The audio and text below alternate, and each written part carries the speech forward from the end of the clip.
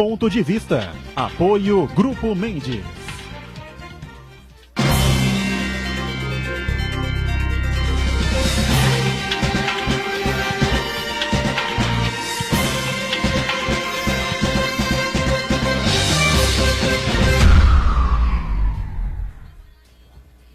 Olá, está começando aqui mais um Ponto de Vista e você sempre acompanhando a gente, conferindo conosco neste horário da 1h30 da tarde, a tradição da discussão política, não é? E dos temas que formam sempre a pauta aqui da cidade, não é? Educação, meio ambiente, saúde, transporte, segurança pública, não é? Eleições que vem por aí, não é? Pauta da cidade, da região metropolitana e sempre aqui a gente debatendo, discutindo com profundidade também os assuntos e temas de interesse nacional, meio aí apagados, vamos dizer assim, né? Escondidos aí por conta da cobertura ampla aí da Copa do Mundo, né? Os principais sites, eu disse ontem, repito hoje, você só vê Copa do Mundo praticamente no espaço desses sites todos, né? Mas na sequência aí você vê aí pesquisas sendo divulgadas, Paraná Pesquisa divulgou mais uma ontem, mais uma hoje, enfim, né?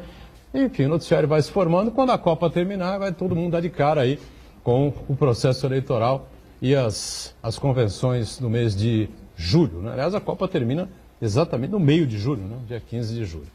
Reprise do Ponto de Vista, você acompanha a gente, confere conosco também de segunda a sexta aqui na Santa Cecília TV, às 8 da noite.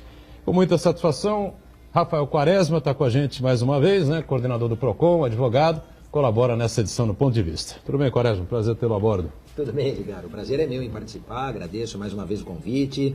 Santana sempre que fala, eu digo para não me chamar que eu venho, então estou aqui de novo, é uma alegria, inclusive de rever o Chamas, faz um tempão que eu não o encontrava. Muito bem. Alexandre Chamas, advogado, especialista na área eleitoral, uma das especialidades da área eleitoral, né? Que é extremamente conhecido pela área eleitoral e extremamente respeitado aqui pelo estado aí afora, não é? Como um dos mais competentes advogados dessa área que a gente tem. Prazer recebê-lo, Chamas, está tudo bem? Tudo bem, Boturão, prazer em revê-lo, prazer em rever o Quaresma, Santana e uma boa tarde ao telespectador da TV Santa Cecília.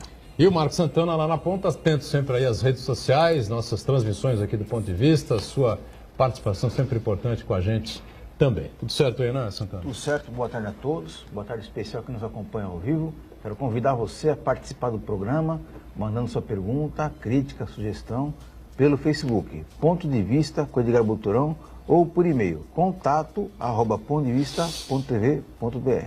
O programa também pode ser acompanhado ao vivo, santaportal.com.br/tv. As edições anteriores ficam disponíveis no nosso canal no YouTube e na nossa página no Facebook. E você que nos acompanha na reprise, uma boa noite. Lembrando sempre o mantra de todos os dias, programa ao vivo até às 2h30, daí para frente, né? Até a reprise começar às 8 da noite.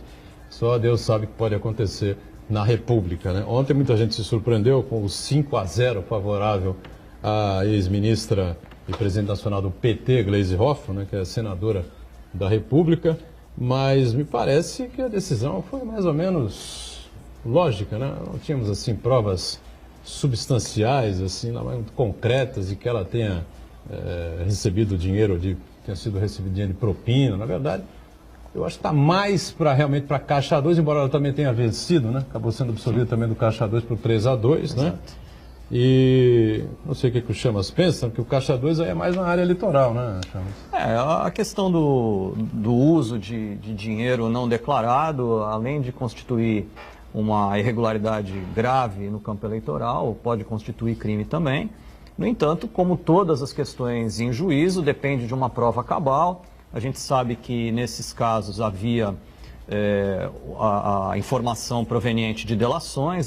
Essa informação, se não confirmada por outras fontes, ela não seria, nos termos da lei, suficiente para uma condenação. E ao que diz o voto vencedor lá no Supremo, a prova não era suficiente. É difícil opinar sem conhecer os detalhes do caso, sem examinar os autos, etc.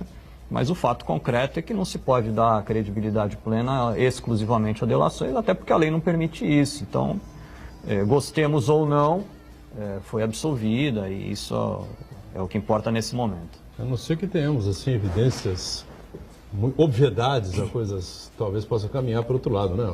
Rafael?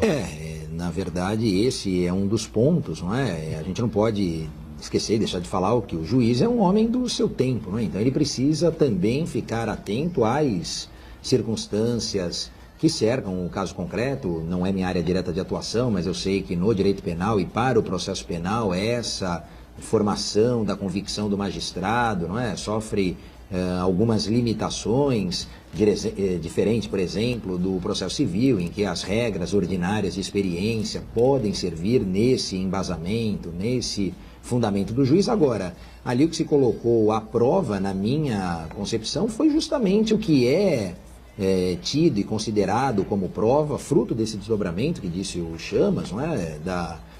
Das colaborações ou delações premiadas, e o que pode ser considerado como prova indiciária, um indício de prova, ou seja, aquilo que não é de fato algo que te leve, te conduza a um juízo de certeza, mas através de um raciocínio lógico você consegue chegar a certas conclusões. Então, o que o Supremo fez, não pelo 5-0 em relação à primeira imputação, mas pelo 3-2 em relação ao Caixa 2 de campanha, foi até que uma bola dividida com os votos, bem dizer que previamente conhecidos, eu diria, né? Edgar Chamas, porque a gente teve tanto o relator como o revisor reconhecendo a prática do Caixa 2, no caso o ministro Fachin, o ministro Celso de Mello, e depois os outros três, o Lewandowski, o ministro Gilmar Mendes e o Toffoli, não seguindo esse entendimento. Então, há essa possibilidade. Agora, isso demonstra, não, na verdade, isso exige, penso que um certo amadurecimento por parte do Supremo, talvez até um pouco mais de coragem,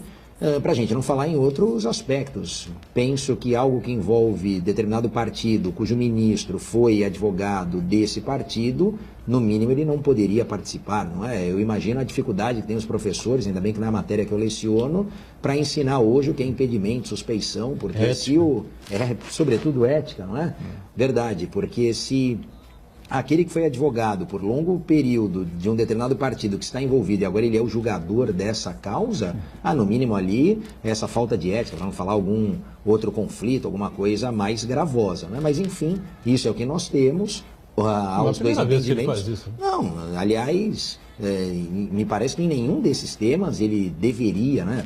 Sobretudo por essa questão ética, participar. Mas, enfim, não é a postura adotada. O próprio ministro Gilmar Mendes, nós já falamos aqui em outras ocasiões, a participação dele como julgador na concessão, na análise, apreciação de ordem de habeas corpus de quem foi o seu afilhado lá de casamento, de quem ele foi padrinho de casamento. Então, há uma proximidade e isso se influencia na imparcialidade do julgador. O julgador tem que ser equidistante das partes, imparcial. A partir do momento que há certa influência, ele não poderia, obviamente, participar do julgamento. Não é o que acontece, e aí tivemos esse 3-2 nesse caso do Caixa 2, um pouco mais apertado ali, bola bem dividida no Supremo. Como eu costumo dizer aqui, né, por todas as observações que eu faço, por todas as pessoas que frequentam aqui Operadores do Direito, o ponto de vista, por todas as entrevistas que já fiz, eu concluí, não é, que o Celso de Mello é o menos imperfeito, não é? Imperfeitos todos são, né? Claro, mas o menos imperfeito de todos os ministros que nós temos no Supremo hoje. Pessoas podem discordar ou não, é a impressão que eu tenho. Como ele votou contra a Gleisi Hoffmann, concluo eu que a Gleisi tem culpa na parada, tá certo? E ela foi aliviada, evidentemente, pelos 3 nomes aí que a gente sabe que são suspeitos, né? Gilmar Mendes é suspeitíssimo por todos os votos que ele dá, pela atuação dele. Lewandowski, que fez aquele arreglo lá com o ex-presidente do Senado, Renan Calheiros, né? Caçaram o mandato da Dilma, mas não... os direitos políticos. Não caçaram os direitos políticos. Ela pode ser candidata, agora é uma coisa inédita. Né? Pode ser e será, sabemos aqui. Será mesmo, né? Então, eu acho que pelo voto do Celso de Mello, a minha tendência é acreditar que realmente houve o Caixa 2, enfim. Mas aí houve o Caixa 2 para todo mundo. Sempre. Deixa eu só te falar uma coisa. Não, você falou do Gilmar Mendes, é engraçado, porque o Gilmar Mendes, até quando acerta, ele acaba errando, né? E aquela questão da condução coercitiva, de todo não está errado ali, né? Quer dizer, ele não. Exato, mas o voto foi dele, mas, enfim, tamanho desgaste que ele sofre com a opinião pública, né? As posições muito polêmicas, até quando ele tem certa dose de razão, ou razão, enfim, falando só tecnicamente, nesse caso da condução coercitiva, ainda assim o desgaste é tido por ele, né? Então, dada a polêmica que envolve as suas decisões. E aí, Chamas, como é que fica isso aí? Né? Você que acompanha aí as eleições e atua, né? Sempre para determinados candidatos, quando é contratado por eles, enfim, para ajeitar direitinho, para que nada saia fora do lugar, enfim. Essa coisa do Caixa 2, de acordo com o casal que fez lá o marketing da Dilma Rousseff na reeleição dela, a Mônica Moura, né, e o Santana, né? O João Santana. João Santana, viu? João Santana. João Santana, evidentemente, né? Deixar isso sempre bem claro. E não tem Ele disse que todo político brasileiro eleito com mandato teve Caixa 2. É claro que ele exagerou um pouco nessa dose aí, claro, né? Mas o Caixa 2 é uma coisa que vem lá de Cabral, né? Pois existem práticas que se estendem no tempo e são práticas reprováveis. Infelizmente, acabaram ficando arraigadas na cultura política do país e, aparentemente, o Caixa 2 se tornou, em muitos casos, uma prática comum. A gente lamenta, sim, profundamente, porque, na verdade, nada disso seria necessário. A legislação eleitoral, ela provê meios para que os candidatos arrecadem de maneira lícita. O limite de arrecadação, até recentemente, era o limite de gastos do candidato era fixado pelo próprio partido, quer dizer, o partido podia colocar o valor que quisesse. A menos que o dinheiro tivesse origem ilícita, que na maior parte dos casos tem se revelado isso. Não havia nenhuma razão razoável para que se lançasse mão de um expediente dessa natureza. O que eu posso dizer a você é o seguinte: a Justiça Eleitoral, ela dispõe de meios de fiscalização que são bastante eficientes. Hoje, a Justiça Eleitoral, ela não tem uma atitude passiva, ela não simplesmente recebe as contas do candidato, não é isso. Porque para o telespectador pode parecer que o candidato protocola a prestação de contas, vai para o técnico dá uma olhadinha e fica... Não é nada disso. Não é nada disso. A Justiça Eleitoral, ela tem mecanismos ativos de fiscalização. Então, são expedidas ordens judiciais para os principais fornecedores de materiais de campanha, prestadores de serviço, enfim... Todo tipo de produto ou serviço que o candidato pode utilizar na sua campanha, existe um cadastro prévio na Justiça Eleitoral, ela obriga esse pessoal a fornecer as informações fiscais, as notas fiscais, quanto gastou, em que tipo de material gastou. Essa informação é cruzada com as prestações de contas para saber se aquele material daquela natureza foi efetivamente produzido por aquela empresa. O material de campanha obrigatoriamente tem que ter o número do CNPJ de quem encomendou, quem pagou, tem que ter o número do CNPJ de quem produziu, quanto foi produzido. Quer dizer, qualquer cidadão comum e a própria Justiça Eleitoral faz a fiscalização disso.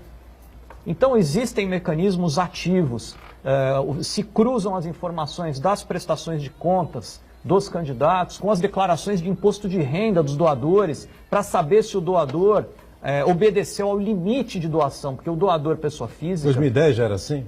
12, sim. 14? Sim, 12. 14 já tinha esse problema todo, já tinha uma Lava Jato aí, a situação já foi outra. Sim, né? Sim, isso já vem de algum tempo. Porque a Justiça está indo atrás, né?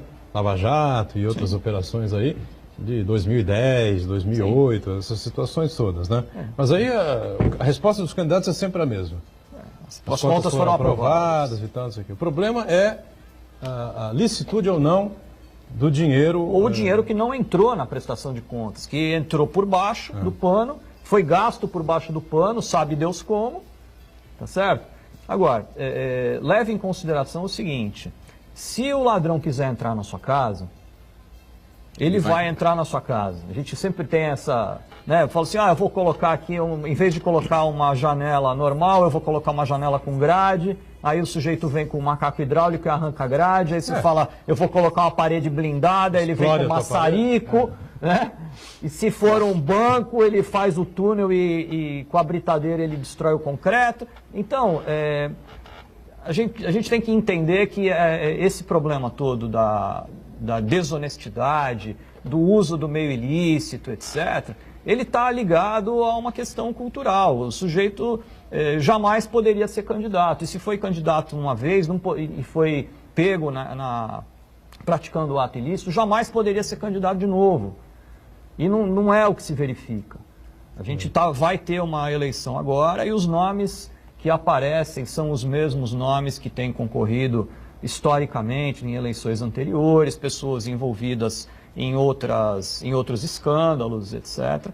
E, na verdade, o que precisa haver é uma reeducação, seja de forma positiva, seja de forma, vamos dizer, pedagógica, seja através de medidas repressivas, para que esses atos ilegais não aconteçam novamente. Sem dúvida. Diga, Santana. Eu queria mudar um pouco de assunto, para saber a opinião do Chamas a respeito do voto impresso na urna eletrônica. Vários especialistas em informática que se debruçam sobre o assunto dizem que seria um mecanismo a mais de fiscalização para uma posterior conferência. Mas, por outro lado, tem gente que fala que isso apenas vai aumentar o custo da eleição e não vai ter um efeito tão prático assim. Queria saber a sua opinião, se seria recomendável adotar a impressão do voto impresso para a conferência depois do resultado. Olha, todo mecanismo de fiscalização é válido. O que acontece é o seguinte, assim como a própria urna eletrônica pode ter imperfeições, a impressão do voto pode não representar aquilo que o eleitor digitou. Porque, na verdade, você vai digitar o seu voto na urna, você vai ver a fotografia de quem você está votando, você vai confirmar e o seu voto vai ser registrado na mídia digital da urna e vai ser impresso para dentro de uma urna lacrada e portanto, vai haver suscetibilidade de fraude do mesmo jeito. Quer dizer, é evidente, e isso também as pessoas precisam entender, que o mecanismo da urna eletrônica não é uma coisa de amador, quer dizer, não é uma coisa de fundo de quintal. Então, todo o software que é preparado para a urna eletrônica, ele é auditado previamente por várias entidades, inclusive pelos próprios partidos, por todos os partidos políticos têm a oportunidade de participar da auditoria. Então, na verdade, esse mecanismo, ele é um mecanismo razoavelmente seguro.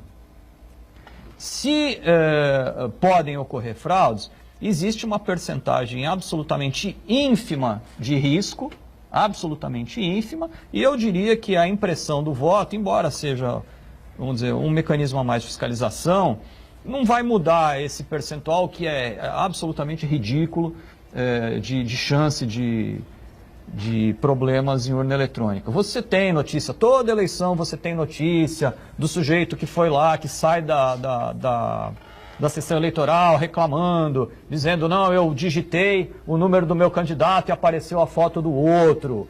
Sempre aparece um gaiato lá com essa maluquice, aí faz auditoria na urna, aí você vai ver, não tem problema nenhum na urna. Rarissimamente a urna tem um problema ou outro, precisa ser reiniciada ou substituído. O número de substituições, o percentual de urnas substituídas é mínimo, se você considerar a amplitude do processo eleitoral. Então, o nosso sistema, ele não é um sistema ruim, não é perfeito, fique claro. É suscetível? É suscetível. Mas é muito menos suscetível do que do sistema antigo. O voto impresso nós cansamos de ver. O sujeito fazia lá... O branco ia para alguém e o que era para alguém era anulado. É lógico. Aí o preenchimento das planilhas era suscetível também de preenchimento errado. Então, o sistema atual, ele é melhor do que o anterior. Ele pode não ser perfeito, mas ele é muito melhor do que o anterior. Mas agora, por que outros países, como os Estados Unidos, a Alemanha, outros países, não adotaram ainda a urna eletrônica? Então, cada país tem o seu sistema eleitoral. aos poucos, quer dizer, os Estados Unidos, pouco a pouco, estão adotando urnas eletrônicas e vários outros países também estão adotando urnas eletrônicas. Na verdade, o Brasil, ele foi, de certa forma, vanguardista na criação de um sistema de votação digital e na coragem de adotar esse sistema.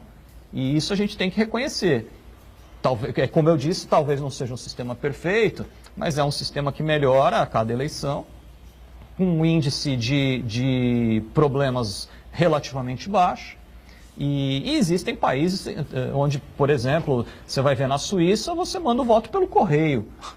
Tamanha confiabilidade. Cada lugar tem o seu sistema e a sua cultura. A cultura Não, e só aproveitando honesta, enfim, o que disse o Santana, a gente não pode esquecer, acho que foi 2001, salvo engano, aquela recontagem do Al Gore com o Bush na Flórida, que eles pararam. Não quer parava dizer, mais aquilo. não, e aí suspenderam, então, quer dizer, tem algumas particularidades lá, peculiaridades que também passam por essa utilização ou não da urna eletrônica. O Al Gore acabou reconhecendo que perdeu. E o Bush. Exato. E aí vieram os ataques também. Aí vieram os ataques, aquela confusão. Verdade. Mas agora consegue estar pior que o Bush, né? Porque a esposa do Bush veio detonando, né? Num evento em que ela era a figura central lá. E acho que pela primeira vez na história ela se colocou, né, como agente político, né? Passou o tempo inteiro ali ao lado do marido, enfim, a carreira toda do George W. Bush, sem se manifestar, né? E atacou o Trump, atacou essa situação que está lá na fronteira com o México, crianças para um lado, os pais para o outro, enfim, olha. Seria o Donald Trump o tal anticristo? Fica a pergunta. Interrogação, como diria Roberto Avalone. Um break, voltamos já já.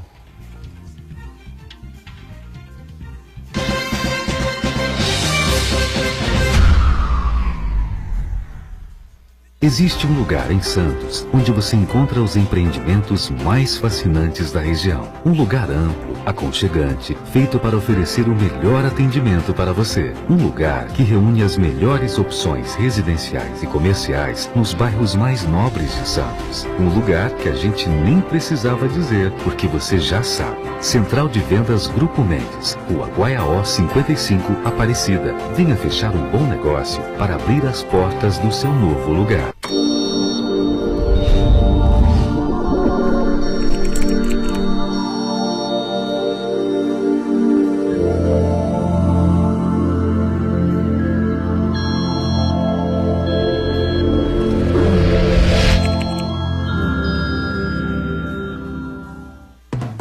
Conquistar um lugar no mercado de trabalho não depende só do diploma. Você precisa de uma formação diferenciada. Por isso, não perca tempo. Faça já a sua transferência para a Universidade Santa Cecília e ganhe 30% de desconto na matrícula e nas mensalidades. Cursos presenciais e à distância, com excelentes avaliações do MEC. Faça acontecer. Faça Unisanta.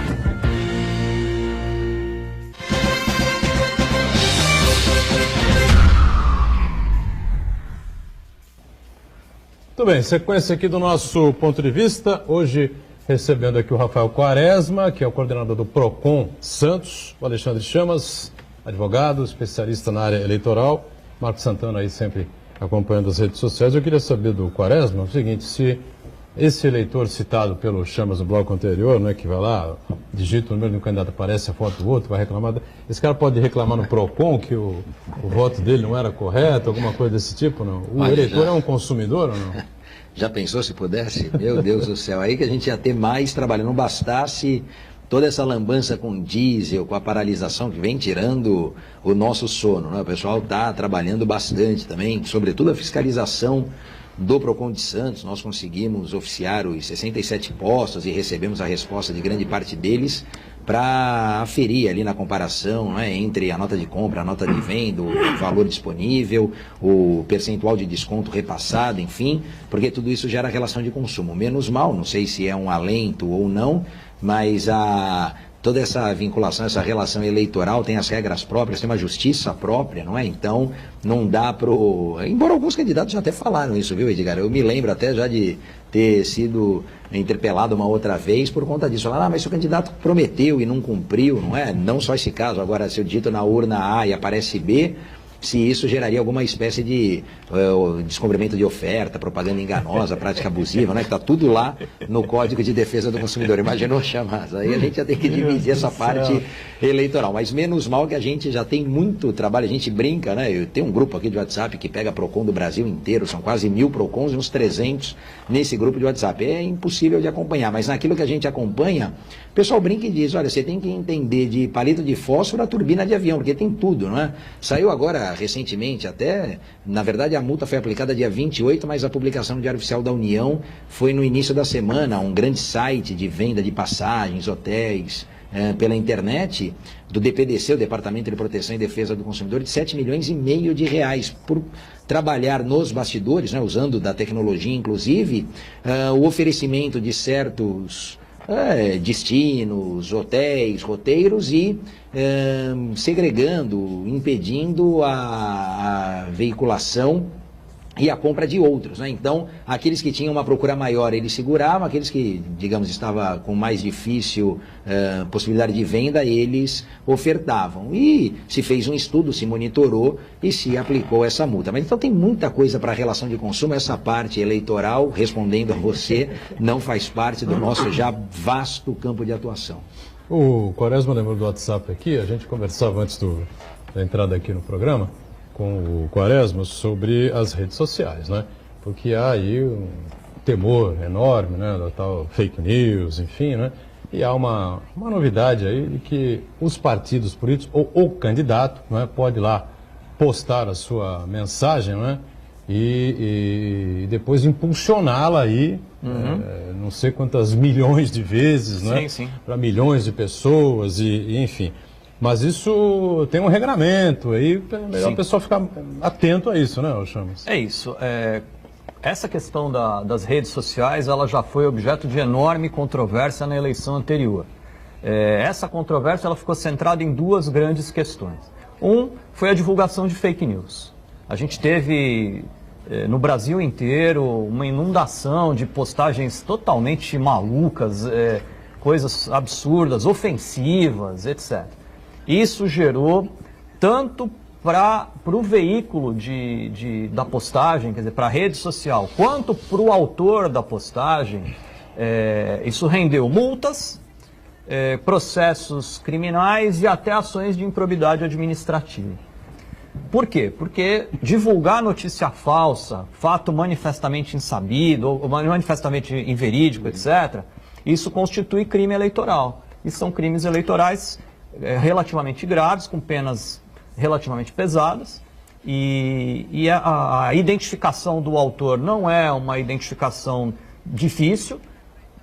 As redes sociais têm mecanismos muito interessantes para a identificação. Então nós tivemos, por exemplo, desde situações simples, onde o sujeito fez postagens com o próprio nome e a gente rapidamente obteve os IPs, identificou a origem dessas postagens ilícitas, até casos em que eram usados mecanismos para ocultação de IP. Então, o IP da postagem, o IP original era lá um IP fajuto e depois, através dessas ferramentas que existem e estão disponíveis, você conseguia localizar a origem final, né, o ponto de partida da postagem ilegal. E esse pessoal, eu não tenho nenhum caso, por exemplo, no escritório em que não foi identificado o autor da postagem indevida. E nós temos casos. Foram punidos? Estão sendo punidos.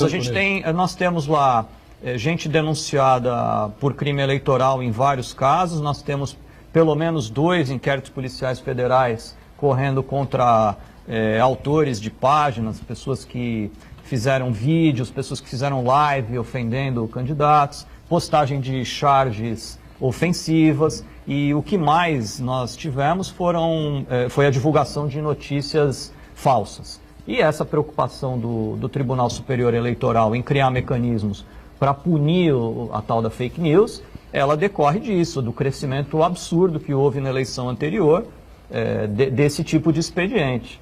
Agora, o que é importante, isso eu acho que é fundamental, é que aos poucos, né, esse pessoal vai entrando na linha, porque você veja, as redes sociais agora têm um regramento próprio na lei sobre o tempo para retirar do ar as postagens que forem objeto de reclamação.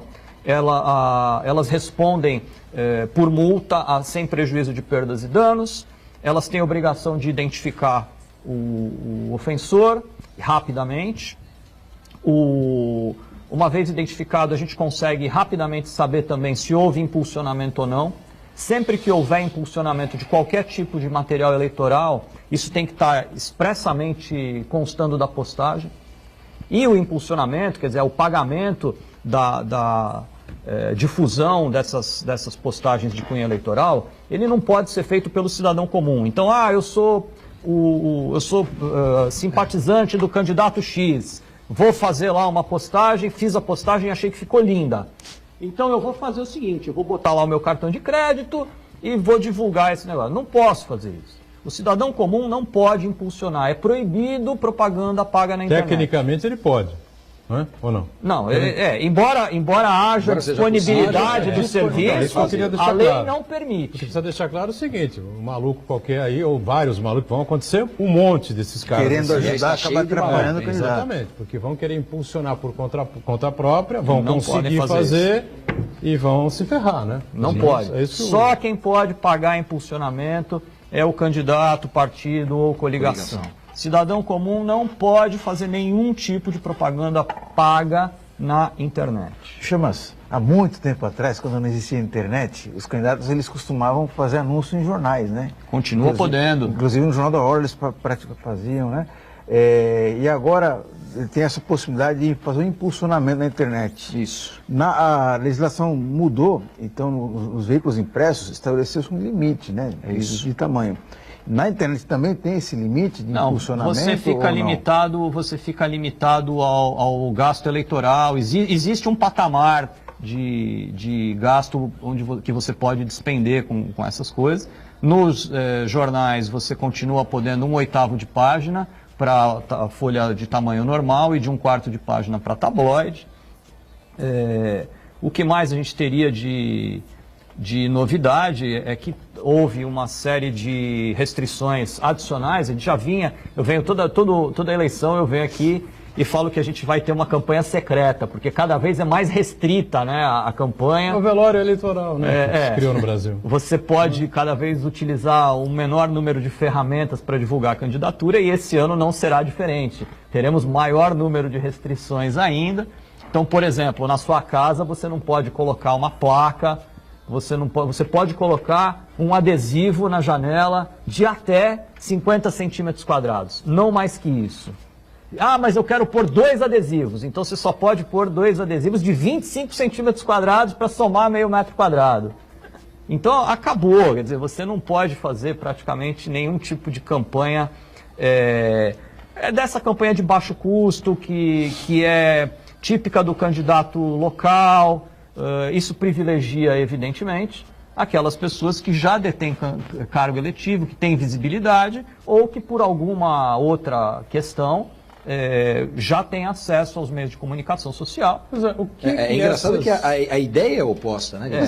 A ideia é querer nivelar ou dar a mesma oportunidade a todos, mas no final das contas acaba privilegiando quem já detém nome cargo, colocado, ou já tem um nome mais já tem conhecido. Mandato, é engraçado como as coisas mudam, e aí não sei se é para melhor ou para pior, também não sei se é essa análise que cabe ser feita, mas a gente sai de showmício em chamas, porque em 94, 98 nós tínhamos showmícios, né? As campanhas, a gente fala de presidente aqui, elas terminavam com grandes showmícios, eram atos ali que levavam centenas de milhares, dezenas de milhares de pessoas, né?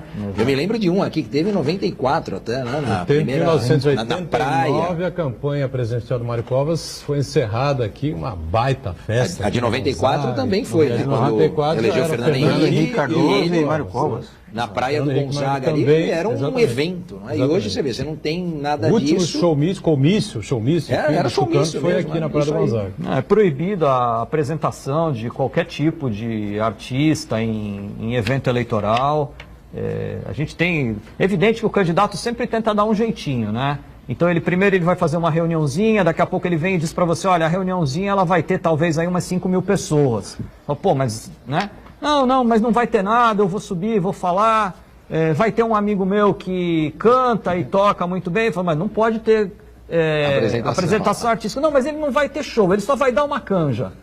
Pô, não tem jeito, né? Não dá, Então, uma coisa, vamos combinar, vai. Uma estupidez geral, né? Acabou, quebrou o espírito da eleição, da festa eleitoral, do jeito de sair de casa para votar no candidato que o cara escolheu, né? Seja para deputado, para senador, para governador, para presidente, candidato ou candidata, lógico, né? Claro. Pode se eleger mulheres, homens, aí não pode pedir que sejam bons candidatos, que tenham aí o espírito público, né, acima de tudo. Mas você perdeu completamente essa coisa, né? E assim, se a ideia era mudar até a cultura do eleitor... Mudou para pior, né? Pois é, porque o que se busca Afastou com isso... de vez o eleitor. Que o eleitor estude mais o seu candidato, conheça mais o seu candidato, saiba das propostas do seu candidato, cobre o seu candidato. E isso, salvo raríssimas exceções, eu me lembro, assisti até na semana passada uma palestra do historiador, filósofo, lá professor, o Leandro Carnal, ele falava, olha, eu... fiz uma consulta à minha pretensa candidata, ele não falou o nome, e perguntei a ela daquelas minhas reivindicações, ponderações, quais bandeiras ela empunhava, né? Quais daquelas ideias minhas poderiam ser trabalhadas no seu plano de governo, lá, enfim, no exercício do seu mandato, etc. E depois ela foi eleita, eu passei a cobrá-la. E agora, depois de 4 anos, o saldo, na minha concepção, disse ele, né, está negativo, então não vou votar mais nela, não vou votar na reeleição. Agora, quem que faz isso, né? Quer dizer, e hoje está muito fácil essa interação, seja por rede social, mídia, enfim, você tem contato direto, não é? com o candidato, enfim. E a gente não adota esse expediente. Então é necessário também que façamos essa autocrítica, essa análise, né? Possamos interagir com os candidatos. A campanha eleitoral, o Chamas, começa em 15 de outubro, oficialmente. 15 de agosto. de 15 de agosto. 15 de agosto. 15 de agosto. 15 de outubro é o segundo turno, né? A partir de 15 de agosto, o candidato, o candidato pode começar a divulgar a sua campanha. Ele não é mais pré-candidato. Ele né? não é mais... Acabou mais o pré. Ele, na verdade, ele deixa de ser pré-candidato quando ele for escolhido em convenção.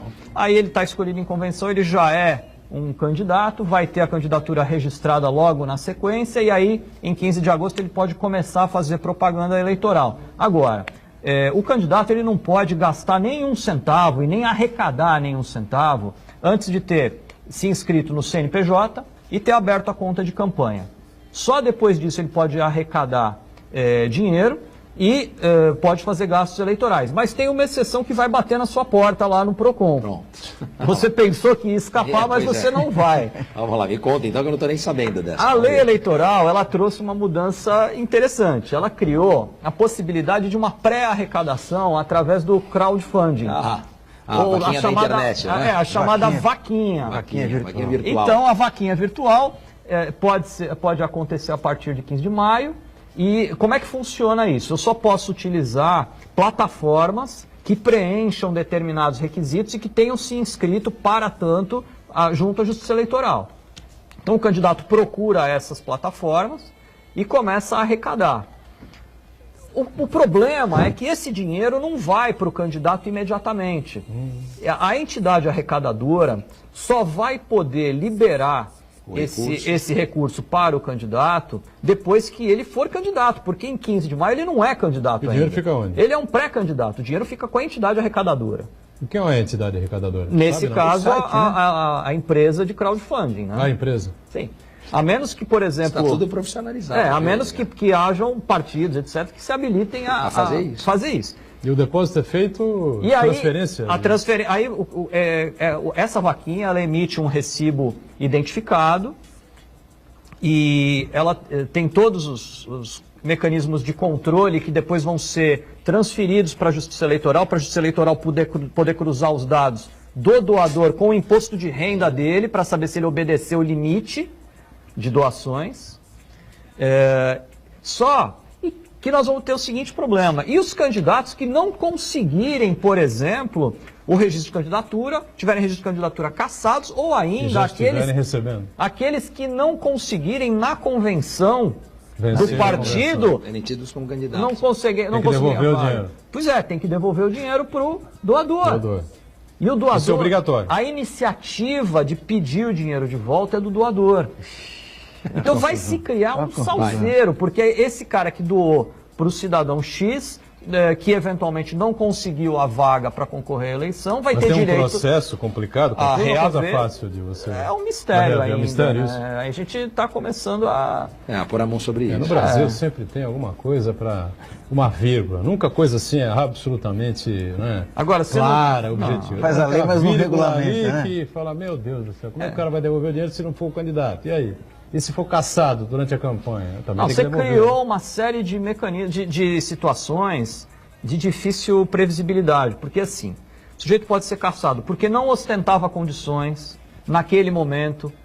Essa hipótese, eu acho que é a hipótese mais fácil, porque se ele chegou a ser candidato, ele passou a ter acesso ao dinheiro, e eu acho que aí nessa hipótese o doador...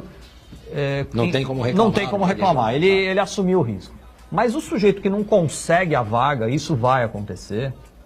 E a doação, digamos, Isso vai ser... seria personalíssima, né? Interessa aquele possível Exato, é candidato e não o outro que intransferível. vem, exato. Então isso vai vai se ser criar uma confusão, viu? Mais uma confusão aí para nossa história, não é, de eleições. Em 2006, portanto há 12 anos, tinha a, como é que chama, a cláusula de barreira, lembra? Todos os partidos e as alianças foram formadas por conta da cláusula de barreira, que se não me engano era 5%, né, dos votos válidos que cada partido precisava ter para continuar existindo.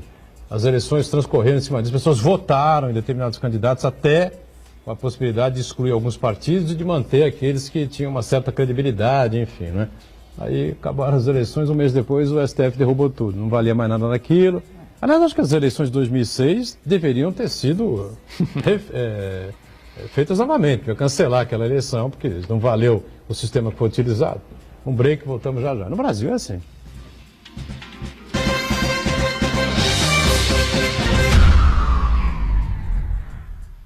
Existe um lugar em Santos onde você encontra os empreendimentos mais fascinantes da região. Um lugar amplo, aconchegante, feito para oferecer o melhor atendimento para você. Um lugar que reúne as melhores opções residenciais e comerciais nos bairros mais nobres de Santos. Um lugar que a gente nem precisava dizer, porque você já sabe. Central de Vendas Grupo Mendes, Rua Guaiaó 55, Aparecida. Venha fechar um bom negócio para abrir as portas do seu novo lugar.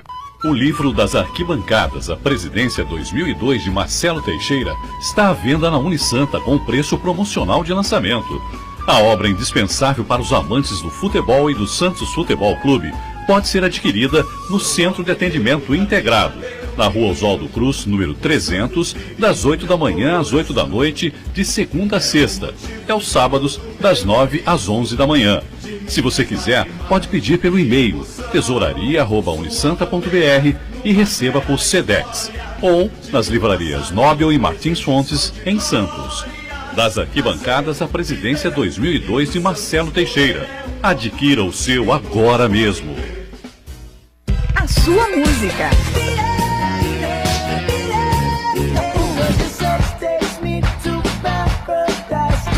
A sua notícia.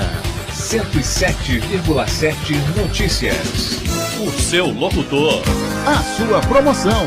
Ligue agora 3234-1077. Participe você também e ganhe muitos prêmios. O seu cantor. A sua rádio. 107,7. Santa Cecília FM.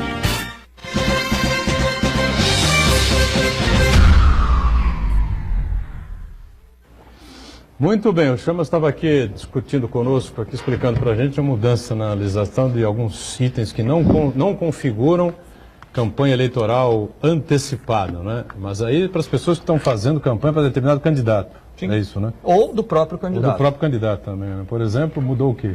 Não, isso para a eleição anterior, isso já vigorou.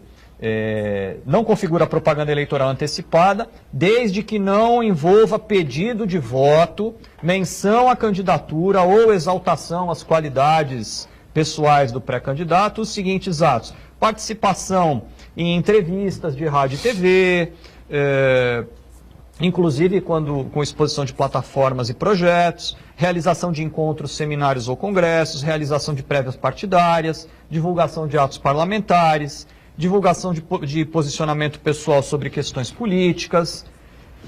realização às expensas do partido de reuniões de iniciativa da sociedade civil, enfim, seja, pedido de apoio mas político. Isso daí está naquele campo. O cara vai lá fazer uma reunião política, né? Também já vem Mas se proibisse tudo isso daí... isso já vem. Ele está lá, abraça o carro, não é? abraça o outro e tal. Mas veja só, se proibir isso aí tudo, de dar entrevista, de expor seus pontos de vista, na verdade você está propondo que o candidato se esconda. Fica num retiro Não, é espiritual, né? absolutamente normal. Tem que acontecer. Como é que o cara vai expor as suas ideias? Transmite as ideias por telepatia, né? Não é possível um negócio desse. Ele tem que Só no fazer Brasil isso para você na imaginar época, uma coisa dessas. Entendeu?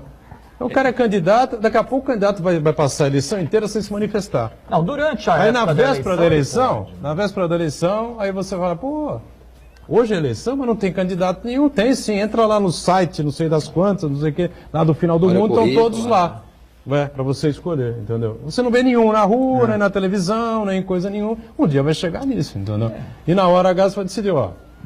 Bom, aí rádio e televisão que você citou, né, o Chamas e Quaresma, isso é sempre uma questão importante, né, porque nunca ninguém sabe exatamente até que dia você pode participar de programas de televisão, de rádio, enfim, e é o momento que não pode mais, né? A partir de 1 de julho não pode mais, é isso? É isso. Agora, nós vamos ter uma campanha eleitoral no rádio e na TV bastante curta, vão ser só 35 dias, vai ser a mesma coisa da eleição de prefeito, que foi uma eleição com muito pouca exposição de rádio e TV, tiro curto, 35 dias. Se houver segundo turno, mais 15 dias. Então, nos 35 dias que antecedem a antevéspera da eleição, deve começar dia 31 de agosto e ir até o dia 4 de outubro. Você acha que é possível discutir o Brasil em 35 dias? Pois é, sem nenhum fundo científico aqui, não é? Quer dizer, nada disso, mas na minha concepção, essa limitação, essa redução, essa restrição acaba afugentando, afastando ainda mais o interesse do eleitor, né? Quer dizer, já não há muito interesse. E quanto mais você limitar, isso vai de encontro a esse anseio de um maior engajamento, uma maior cobrança. Pelo contrário, não é?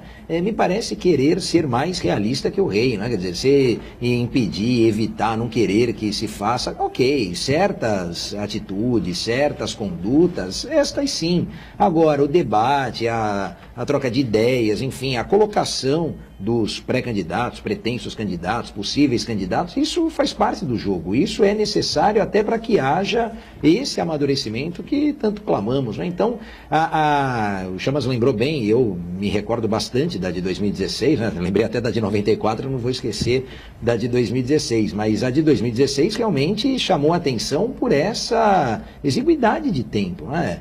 Se a gente não debatia, Edgar, o município em tão pouco tempo, imagina Estado, União, e agora são 6, não é isso, Chamas? Eu estou errado, são 6 votos. 6 votos. Porque são 2 de senador, 1 de deputado estadual, 1 de federal, 1 de governador, 1 de presidente. 6 votos. Então, antes era prefeito, vereador, ok? Agora são 6 votos, né? Então, é uma escolha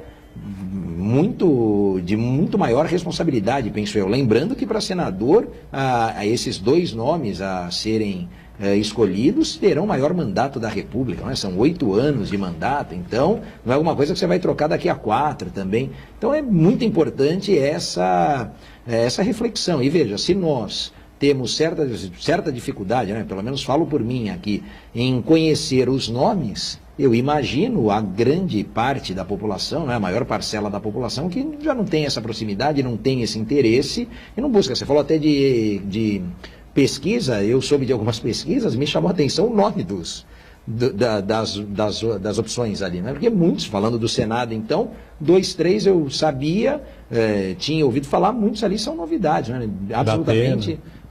Eu não sei nem se vai ser, mas enfim, esse pelo menos é conhecido, né? Até então é conhecido. Agora, muitos nomes ali que nós não conhecemos. Será que em 35 dias, 40 dias, 45 dias vamos conhecer?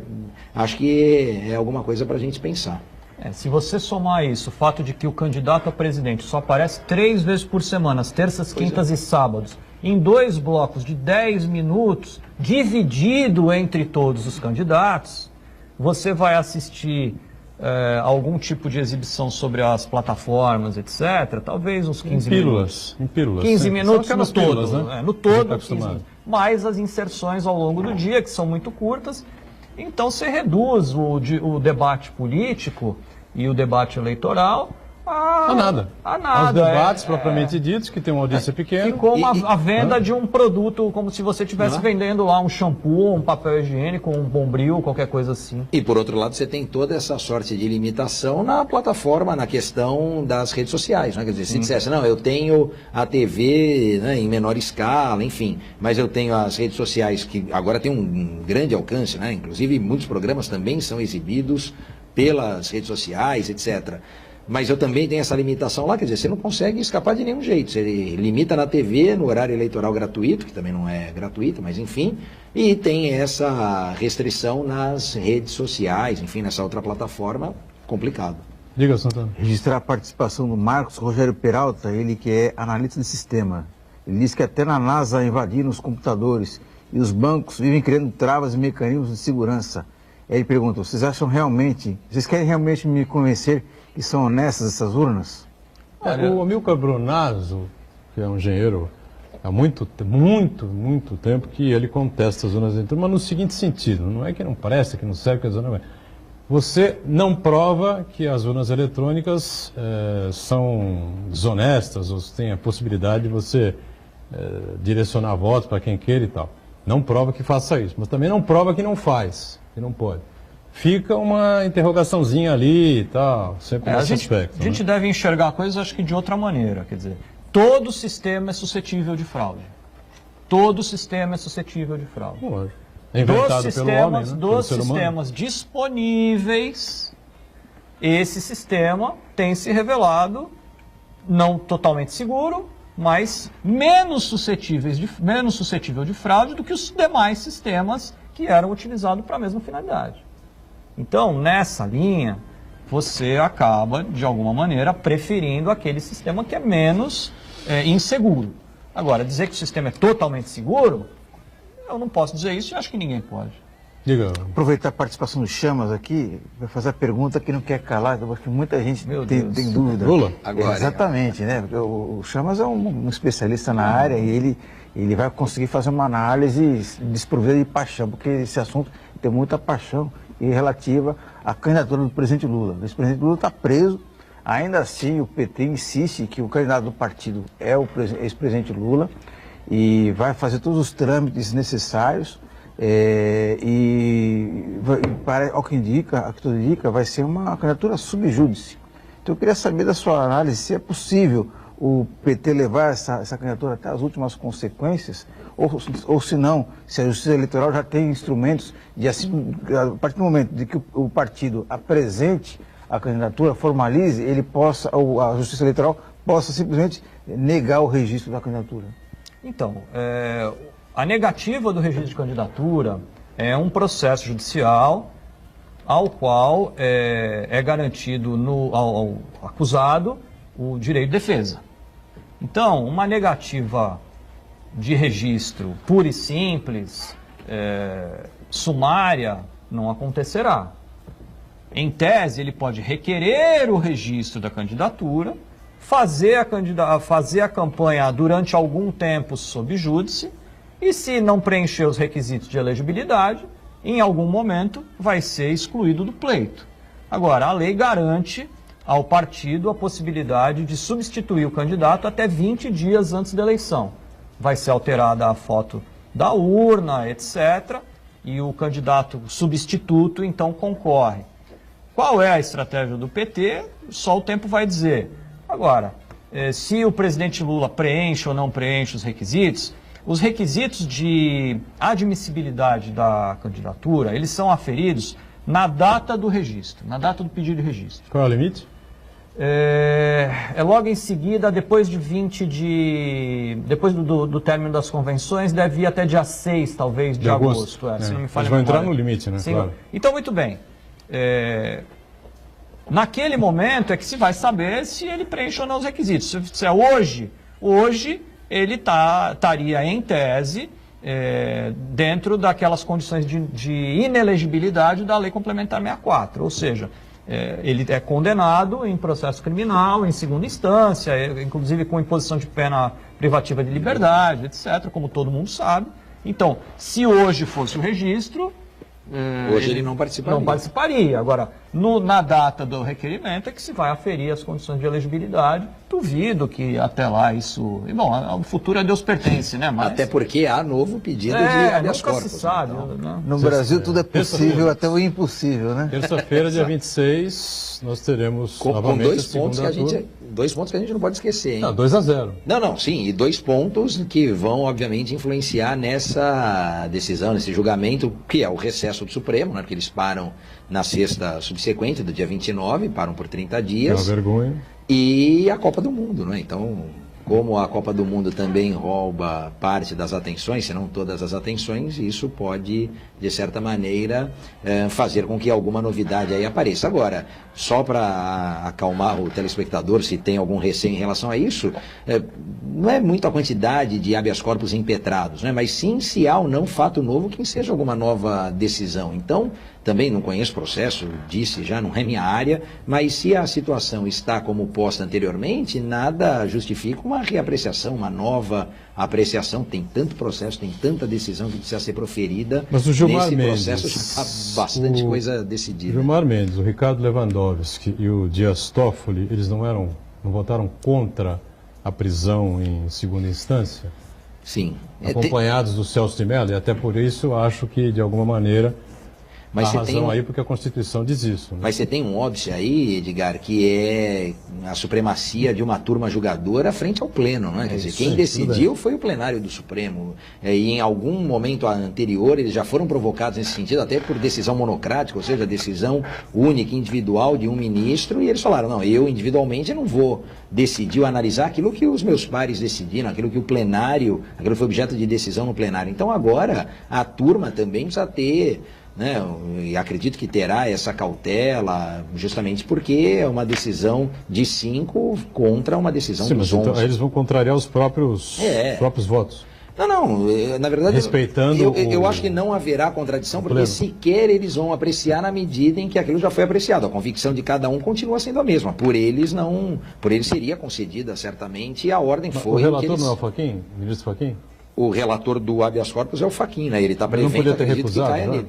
Então, até acho que recusou. poderia também. Agora, é possível também que... Estou aqui pensando alto, mas é possível também que a turma queira levar ao plenário. Se o efeito prático da decisão for um efeito prático que contraria a decisão do plenário, talvez a turma queira levar ao plenário. Mas quem decide? O presidente? A turma decide. Mas aí como?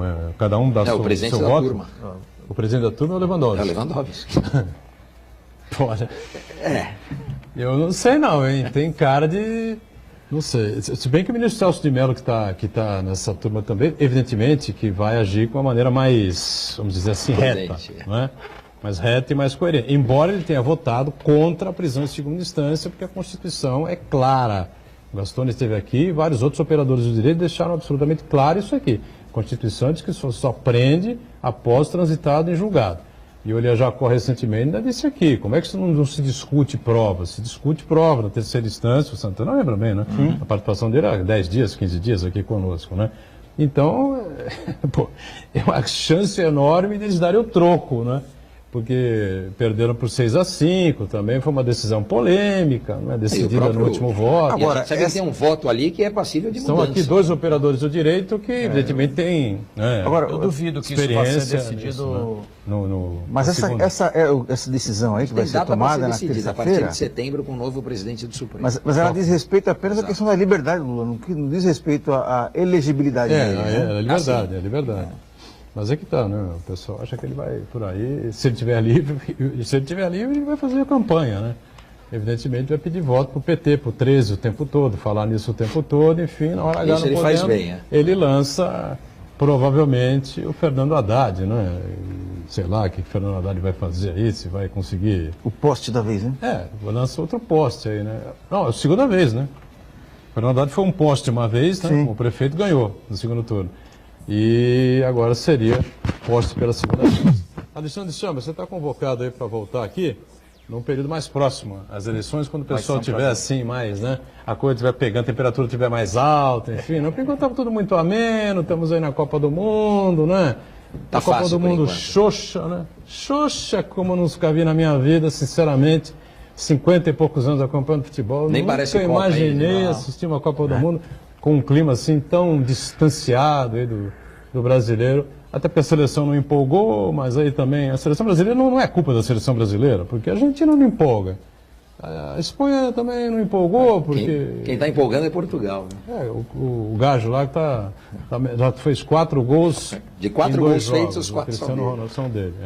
E a França também não empolgou, a Alemanha perdeu do México, não é? Podia ter tomado uma goleada do México, tivesse mais qualidade de time mexicano. Então, vamos aguardar nessa segunda rodada para ver se a Copa empolga um pouco mais. Obrigado, Chamas, pela presença. Obrigado ao Rafael. Valeu, obrigado. Santana sempre conosco e você com a gente diariamente. Ao vivo, ponto de vista, de segunda a sexta, 1h30 da tarde, reprise às 8 da noite. Valeu, obrigado, gente.